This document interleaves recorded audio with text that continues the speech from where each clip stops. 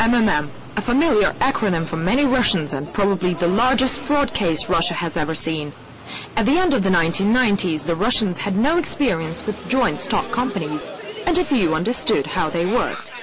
At that very time, Sergei Mavrodi and his partners established MMM. Manipulating people's ignorance and their desire to get rich quick, he founded a company which in fact was a huge financial pyramid.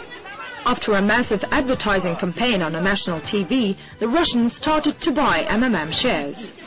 Millions of people got involved with the network, with many investing everything they had. Mavrodi was even elected to the Russian State Duma and received political immunity from prosecution, but just a year later he was stripped of his status.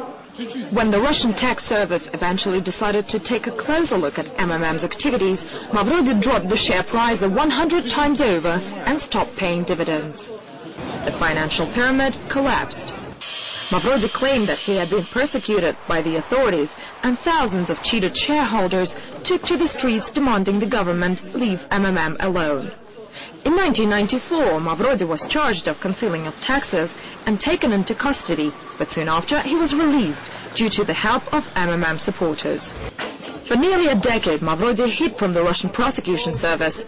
He was arrested only in 2003 and sentenced to 4.5 years in prison with a $400 fine. He was also ordered to pay back 20 million rubles to shareholders. Recently, Sergei Mavrodi was released from prison, but even now many of the shareholders believe he isn't guilty, including Mavrodi himself.